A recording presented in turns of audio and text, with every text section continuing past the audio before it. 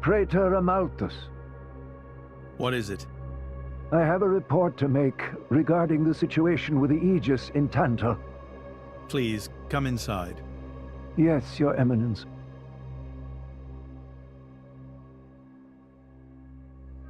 So, Jin finally has his hands on the Aegis.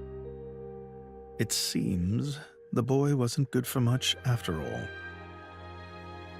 Unless he can find what is lost. Your Eminence? Hector, Yes? prepare the ceremony. At once, Praetor.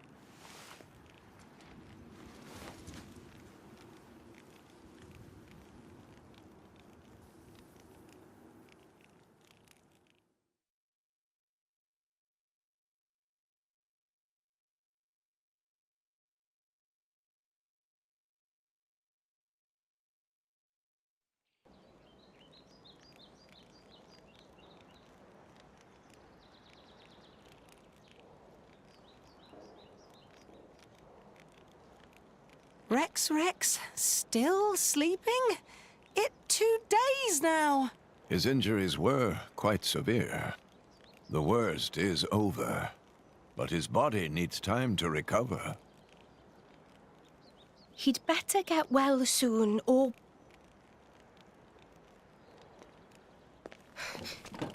Rex?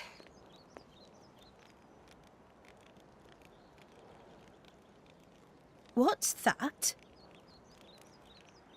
I'm leaving. But where will you go? Good question. Can't live on Gramps anymore.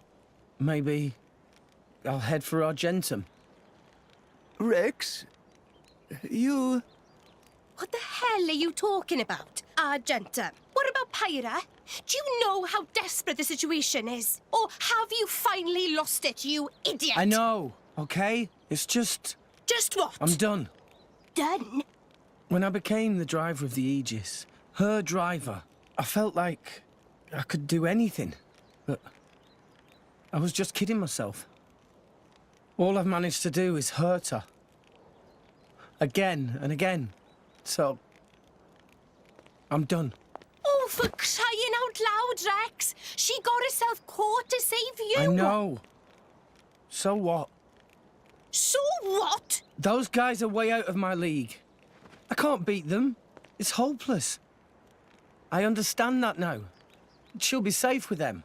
They're not going to hurt her like I do. So, I'm leaving. I've just been kidding myself all along. Me, a driver, in the end, salvaging is all... You bloody idiot!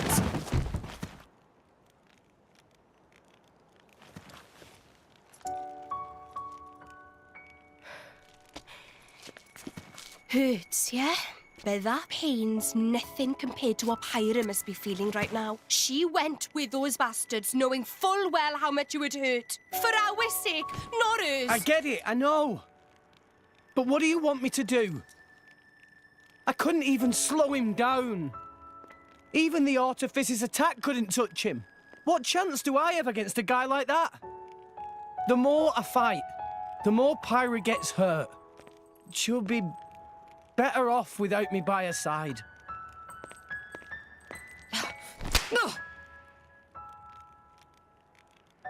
Do you actually mean that? Do you not have the slightest idea how it felt for her to leave you? With me here, he'll suffer even more, lose even more. So maybe Rex is better off without me. Rex, and the whole world, they don't need me. That's just how it feels. Pyra thought you'd be better off if she was dead. Did you know that? She is planning to sacrifice herself to defeat them. Huh? You drove her to this, but here you are, giving up! You said you'd get Pyra to Elysium, didn't you? You'll eat your words just like that? Hey, Mum, Dad, it's been a while. A ton happened, you know? I became a driver. And this girl is Pyra, my new partner. I know you'd love her.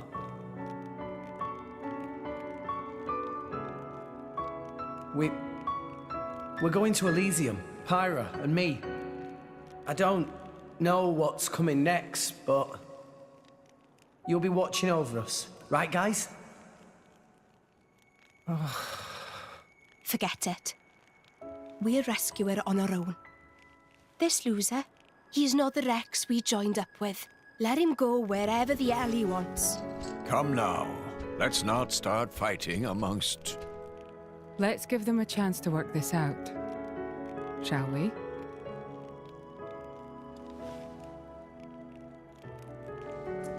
You know, Nia quite right. Rex definitely not behaved like himself. Giving up after one loss? That not Rex I know at all. but... Now is not time for excuses! But... Poppy? Poppy is hurt to see Rex like this. Poppy and Master Pun are not real Blade and Driver. So Poppy and Master Pun looked up to Rex lots. Rex worked very, very hard to get this far. When Rex tries hard, Poppy and Master Pun try hard. Rex like bullseye we aim for. Without Rex, we not know which way to go. So please, Rex cannot give up and stop here. Poppy.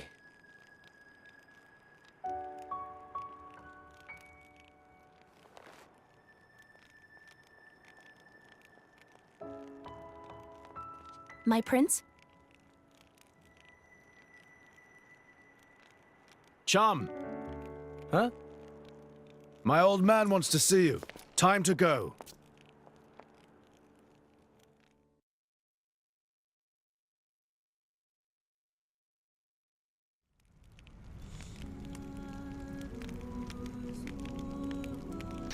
I feel like they could have resolved the conflict before telling me I have to go do this. But anyway, hello everybody, welcome to Let's Play Xenoblade Chronicles 2. Episode, episode... legitimately don't remember, 36? No, last one was 36, wasn't it? 37? 30 something. You know what? This is just... it's not good. When do we get Pyra back? I need Pyra back. Sure. This isn't good. This is not good. In fact, I'll probably end up swapping out Rex until I get Pyra back. It just seems like it made the most sense to me.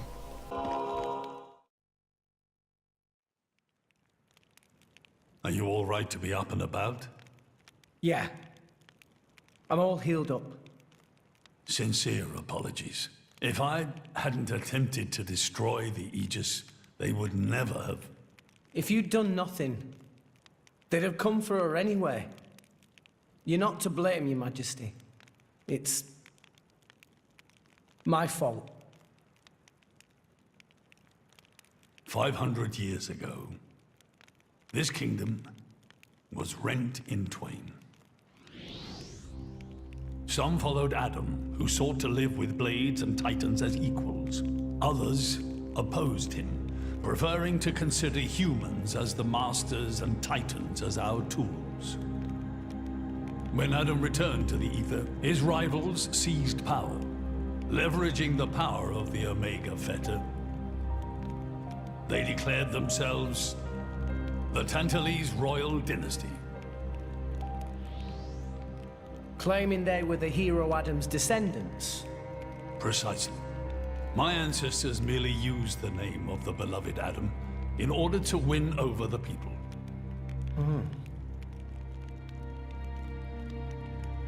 Before long, we resolved to protect ourselves from meddlesome foreigners by descending deep into the Cloud Sea, taking the dirty secret of our family's lineage with us.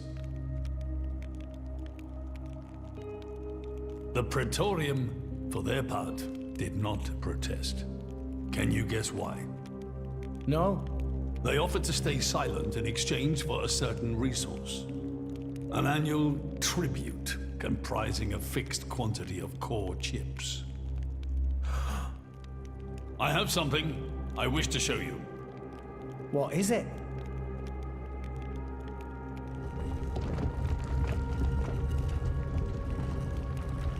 What is this? This is Gembu's ether flow. The Titan draws in the fabric of the Cloud Sea and uses it as a source of energy. This energy flows throughout the Titan's body in the form of ether. Refining and crystallizing this ether creates core chips. This process is what you see before you. So, in other words, you're siphoning away a portion of the Titan's energy. Our cold climate and poor harvests, they are the unfortunate side effects of this process. I think I'm beginning to understand. Core chips are vital to every nation's military and energy policies. The Praetorium desired this power. How come? Allrest at the time was in crisis. But for the Praetorium, it was a precious chance to expand their sphere of influence. So they missiled in. As a result, Tantal fell into a chronic energy shortage. Then, well, you saw for yourselves. Near frozen Earth, failing crops, the Tantalese people are forced to live in abject poverty. So why not just leave the Cloud Sea? Genbu can move, right? Just go somewhere warmer. They fear contact with other nations. Too afraid it might expose the truth behind the legends they spun about Adam. That would explain their isolationism. Indeed. That was 5 centuries ago. Now the Aegis has awakened. The Praetorium is demanding we hand over the Omega Theta. They are threatening to reveal our secret if we do not acquiesce. Indollar? Threatening you? I get it now. That's what was in that letter. Enough was enough. I couldn't stand by and let the Tantalese people suffer any longer. Therefore, I made a decision. And that's why you... Yes. I knew there was a chance that the Praetorium would use the Aegis against us. But if I could neutralize her power, perhaps we would stand a chance of opposing them. And perhaps by saving my people from poverty, I could absolve the sins of my forefathers. You didn't think about using the Aegis's power yourself? Wielding such power is beyond my means. I am under no illusions. However, does the same apply to you? I felt something.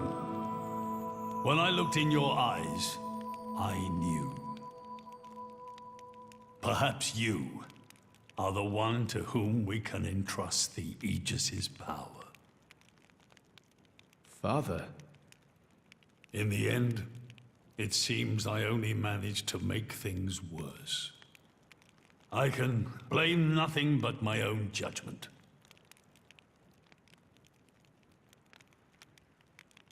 This tome records the deeds of the hero Adam. According to this, he saved the world from destruction using a white sword, and then disappeared, along with a red sword. White and red? It must mean Mithra and Pyra's swords. Whoever wrote this must have had a personal connection to Adam. And, most curiously, after Adam disappeared, the author of this book went looking for something. Something? The third Aegis sword. There's a third? Apparently, this sword was as transparent as diamond and gave off a clear, brilliant light. But Adam went his whole life without using the sword. In fact, he could not use it. What do you mean, couldn't? The sword was simply too powerful. Even he, the legendary hero, could not contain the power it commanded. And thus, fearing its power, he sealed it away somewhere. The author therefore surmised that this sword alone was the one true sword of the Aegis. Now, Rex, you were defeated by Jin. Doubtless that man is a powerful warrior. But even so, can this be right? Can the Aegis herself truly be outmatched by a single opposing blade? Would it not make more sense to presume that you lost because you have yet to unlock the true power of the Aegis? You mean I'm the one who's been holding them back?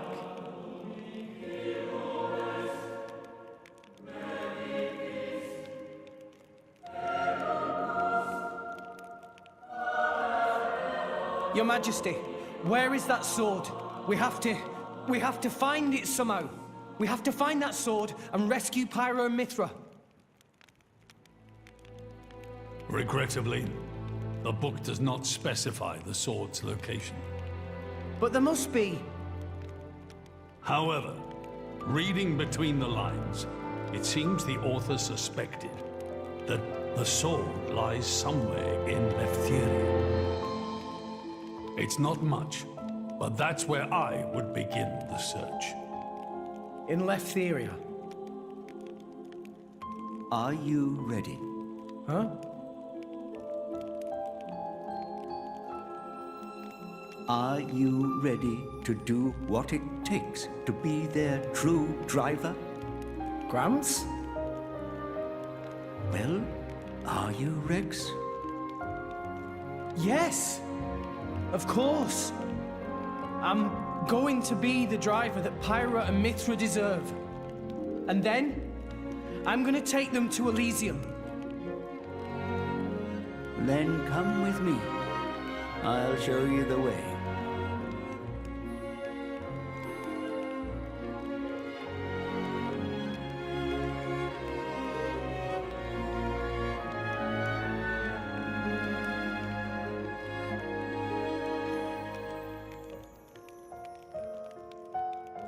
My son, Yeah? I have a favor to ask of you as your king. Well, that's a first. Are you feeling okay, old man? Maybe you're coming down with something. The Aegis needs... No, rather, the boy needs protection. You mean Rex? Yes, I saw something in that boy's eyes. A light that must never go out. Steady on, old man. People will get the wrong idea. Fine. Leave it to me. Thank you. Nah, it's not like I wasn't gonna go with him anyway.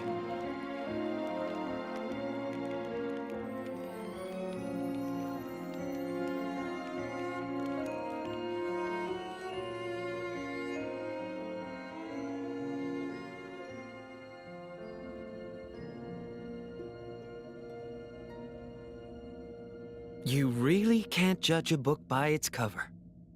Who'd have thought that sweet-looking girl would threaten to destroy herself? Didn't she realize taking her own life would mean the boy died too? Oh, she knew exactly what she was doing. The whole thing was a bluff then? No, not at all. The reason she gave her core crystal to the boy was to replace his heart after Jin put paid to it. An Aegis core encodes the blueprints for all life. She took advantage of that. Incredible. I had no idea such a thing was possible. Aegises truly are a breed apart.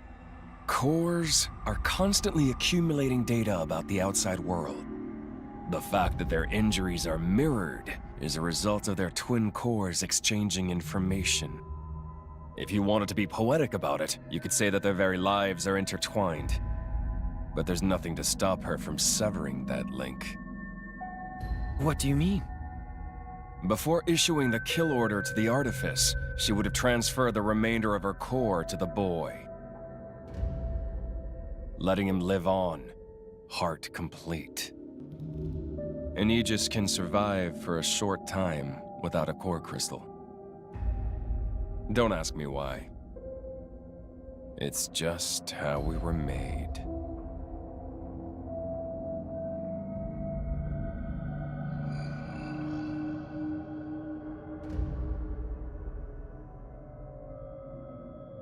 So that's the reason Jin agreed to her terms. He couldn't care less about the boy. But he wasn't about to lose this one. Simple as that.